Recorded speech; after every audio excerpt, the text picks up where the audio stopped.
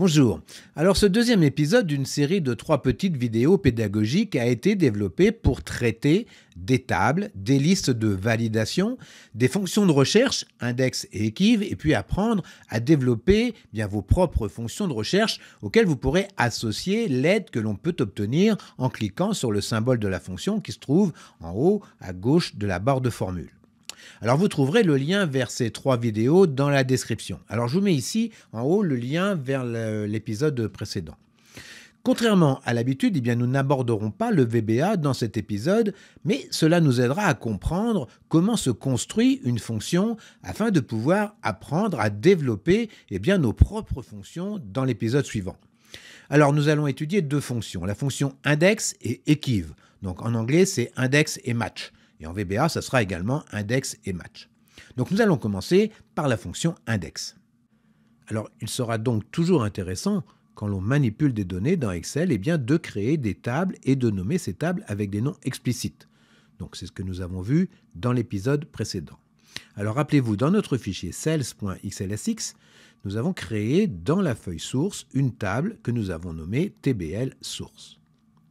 Alors vous allez créer un petit tableau comme celui-ci. Vous pouvez inscrire enregistrement dans la cellule L2, champ dans la cellule L3 et index dans la cellule L4. Vous entrerez des valeurs dans les cellules M2 et M3. Alors dans la cellule M2, une valeur comprise entre 1 et 11 correspondant au nombre d'enregistrements, ce sera l'index d'enregistrement. Dans la cellule M3, une valeur comprise entre 1 et 7 correspondant au nombre de champs. Ce sera l'index de champ. Alors, essayez de faire une petite mise en forme sympa de votre tableau. La fonction index renvoie une valeur ou une référence à une valeur provenant d'un tableau ou d'une plage.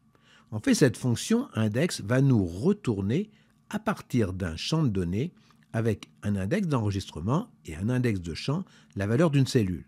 Cette fonction index utilisera 3 arguments. Alors nous allons développer dans la cellule M4 notre fonction index en tapant dans la cellule M4 égale index, ouvrez la parenthèse.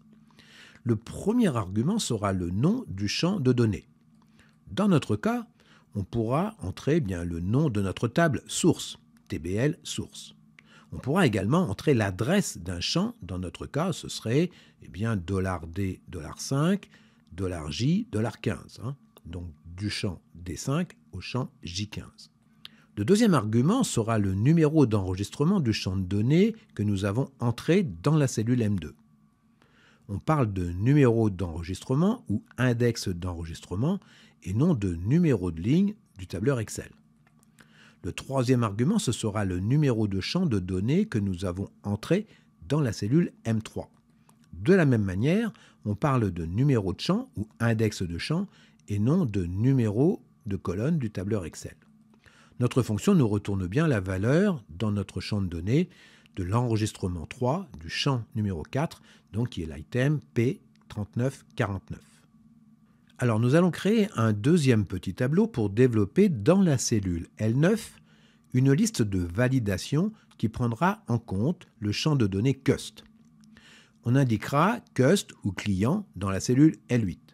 On indiquera enregistrement dans la cellule M8 et puis vous allez sélectionner la cellule L9 et vous allez faire menu, données, validation de données.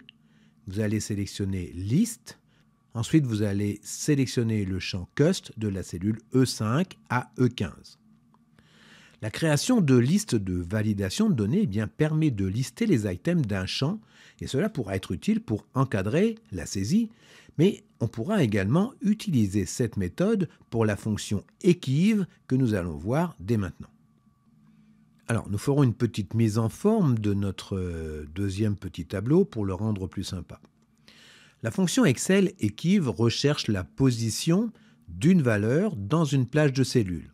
En fait, cette fonction équive va nous renvoyer à partir d'une valeur dans un champ de données la position relative de cette valeur dans le champ de données. Cela peut être en ligne ou en colonne suivant le champ sélectionné. Si notre champ de données est en colonne, la fonction équive nous retournera l'index d'enregistrement. Si notre champ de données est en ligne, eh bien la fonction equiv nous retournera l'index de champ. Cette fonction equiv utilisera 3 arguments. Et nous pourrons donc développer cette fonction equiv dans la cellule M9. Et pour ça, on tapera égal equiv, ouvrez la parenthèse. Le premier argument, eh bien, ce sera la valeur dont on souhaite la position. Dans notre cas, ce sera le client que nous aurons sélectionné dans notre liste de validation, la cellule L9. L'argument 2 sera le champ de données dans lequel se trouve notre valeur, donc notre table avec entre crochets le nom du champ, mais on pourrait très bien utiliser l'adresse du champ, donc E5, E15. Le troisième argument, type égale 0 ou faux, permet de retrouver la valeur exacte comme dans la fonction recherche V que nous avons pu voir dans des épisodes précédents. La fonction nous retourne 1, donc vous pouvez sélectionner d'autres clients pour tester votre fonction. Bien alors maintenant, on va designer ce troisième petit tableau dans lequel nous aurons bien les noms de champs de notre table, mais en faisant abstraction du champ cust, puisqu'il va nous servir de donnée d'entrée pour retrouver la valeur des champs qui lui sont associés. Nous allons pouvoir, avec le résultat de la fonction equiv, utiliser la fonction index pour récupérer les valeurs d'un item sélectionné dans une liste de validation de données. Alors dans la cellule L12, eh bien, on pourra taper notre fonction index en utilisant le retour de la fonction equiv que nous venons de voir et qui se trouve donc dans la cellule M9. Donc on va faire égal index, donc le nom de la matrice, c'est le nom de la table ou le nom du champ de données, l'adresse du champ de données, puis le résultat de notre fonction equiv, donc qu'on a dans la cellule M9, et puis enfin le numéro de champ de la valeur recherchée. Puis on pourra faire ceci pour toutes nos cellules en changeant simplement le dernier argument avec le numéro de champ recherché. Si l'on veut faire abstraction de l'étape intermédiaire de recherche du numéro d'enregistrement dans la cellule M9, alors on va pouvoir développer ce que l'on appelle une fonction imbriquée index equiv. Donc on va faire égal index, ouvrez la parenthèse, le premier argument de notre fonction index, ça sera le nom du champ de données ou son adresse. Et puis le deuxième argument, on prendra carrément la formule que nous avons mise dans la cellule M9. On prendra donc notre fonction equiv que nous avons développée dans la cellule M9 et que l'on placera entre parenthèses. Et puis le troisième argument, ça sera le numéro du champ de la valeur recherchée. Alors revenons sur la fonction index que nous venons d'étudier et qui est ce que l'on appelle la forme référentielle. La fonction index, en fait, elle a deux formes, la forme référentielle et la forme matricielle. La fonction index, dans la forme référentielle, comme nous l'avons vu, renvoie la valeur d'un élément, d'un tableau ou d'une matrice sélectionnée à partir des index de numéros de lignes et de colonnes. La forme matricielle de la fonction index va pouvoir nous retourner l'ensemble des champs d'un enregistrement. Donc on va créer un tableau à partir de la ligne 10, colonne L, avec les noms de champs dans le même ordre que celui de notre tableau original. En fait, vous faites une copie de la ligne des noms de champs de notre table de données avec monst, cust, quantity, compcost, added value, sp, et puis vous ferez une petite mise en forme pour retourner dans ce tableau les champs d'un enregistrement. Dans la cellule L15, on entrera la fonction index dans sa forme référentielle comme précédemment. On fera égal, index, ouvrez la parenthèse, donc le nom de notre table, tbl source, point virgule, M9, le retour de notre fonction equiv, et point virgule 1. On utilisera 1 pour le troisième argument afin de retourner le premier champ de l'enregistrement que nous avons sélectionné, donc qui sera la date de notre commande. En appliquant cette formule, nous retrouvons, en fonction du client sélectionné, dans la cellule L9, la date de la commande.